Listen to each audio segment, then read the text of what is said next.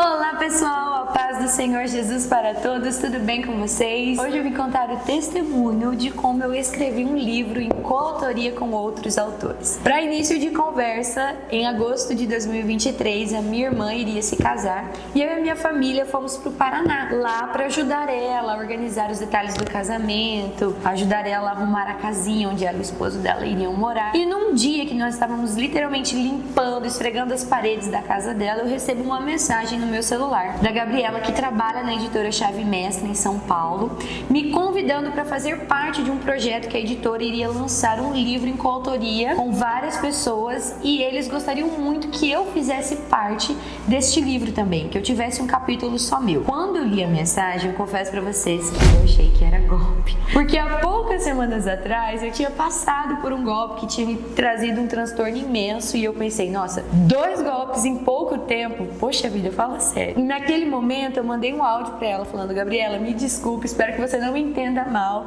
mas tem pouco tempo que eu passei por um golpe e como eu poderia acreditar que você realmente está sendo sincera, que isso é verdade? E ela toda compreensiva me respondeu dizendo, Sara, eu super entendo, isso é normal, nós vamos marcar um vídeo chamada com você pode convidar os seus pais, nós vamos te mostrar tudo e explicar os detalhes da melhor forma possível. E deu tudo certo, a gente realizou a videochamada, minha amiga estava comigo na hora, no momento ali, eu pude tirar todas as dúvidas e aí não restou mais nenhum tipo de medo, de insegurança, porque realmente era real. Graças a Deus, eu fiquei super empolgada. E quando caiu a ficha pra mim de que aquilo era real, eu me lembrei do que o Senhor tinha me dito, porque em janeiro de 2020, lá no Paraná, eu estava em um culto no domingo de manhã na minha igreja e no final da ministração da palavra, a irmã que estava ministrando foi usada por Deus para me dizer que eu escreveria um livro. E naquela época, gente, eu estava sem perspectiva nenhuma, não estava estudando, cursando nenhum tipo de graduação, nem trabalhando eu estava assim numa situação bem difícil mesmo. Eu ouvi aquela palavra e guardei dizendo, olha, se for de Deus, isso realmente vai acontecer. 4 anos depois, fevereiro de 2024, eu estava em Alphaville, São Paulo, lançando o livro ao qual eu fiz parte, Histórias Escritas por Deus. Deus é ou não é fiel, gente? Deus é muito fiel. É claro que durante todo esse processo, porque eu recebi a proposta em agosto, a princípio a Gabriela queria que eu fizesse parte de um outro livro que seria lançado em novembro, mas eu não podia, as minhas condições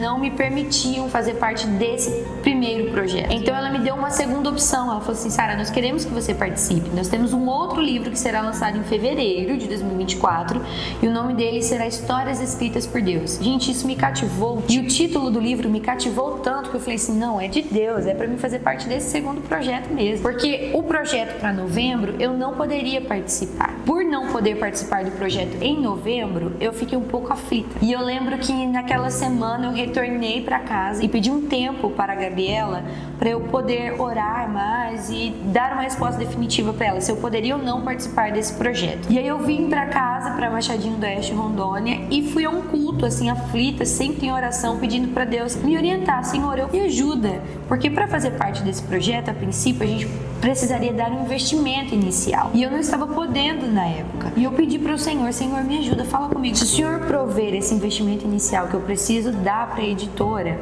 eu vou entender que realmente é para eu fazer parte desse projeto. E aí eu fui para a igreja. E na igreja eu cheguei lá precisando de uma resposta, precisando ouvir uma palavra de Deus. E no último minuto, na oração para finalizar o culto, Deus usou o irmão para dizer, olha, você que está aflito e preocupado, veio nessa noite precisando de uma resposta. O Senhor manda eu te dizer que Ele vai cuidar de cada detalhe. Só descansa, fica tranquilo. E quando o irmão falou aquilo no microfone, eu entendi que aquilo era literalmente para mim, porque eu estava aflita, eu estava precisando de uma resposta. E eu disse, Senhor, eu entendi, amém, amém. E aí no outro dia eu falei com a Gabriela, disse, Gabriela, olha, eu vou participar desse segundo projeto de fevereiro, porque agora em novembro não tem como eu fornecer para você esse investimento, mas no projeto de fevereiro eu creio que vai dar certo. E quando ela me disse que o projeto de fevereiro, o nome do livro seria Histórias Escritas por Deus, eu super fiquei empolgada empolgada, porque eu falei, gente, esse título tem tudo a ver, maravilha! Nossa, tudo correu bem, tudo começou a se encaixar, tudo deu certo para que eu fizesse parte desse segundo projeto e não do primeiro projeto que teria sido a proposta inicial, né, para novembro de 2023. Mas tudo correu bem, deu tudo certo. Eu tive a mentoria para poder escrever esse capítulo. Não só eu, mas como os meus amigos coautores também tiveram a mentoria. Foi fornecida pela editora para a gente poder escrever o nosso capítulo, né? Cada um tem um capítulo aqui. Então, assim, um livro repleto de testemunhos, de histórias lindas, maravilhosas. Eu sou suspeita a falar, mas o dia do lançamento lá em São Paulo foi surpreendente. Eu esperava uma coisa e Deus supriu minhas expectativas. Foi além do que eu imaginava. Foi muito lindo o lançamento do nosso livro. Foi algo assim emocionante. Demos risada, claro, rimos da presença de Deus, mas também choramos, nos emocionamos, porque cada história que tem aqui nesse livro é uma história que literalmente foi escrita pelo dedo de Deus.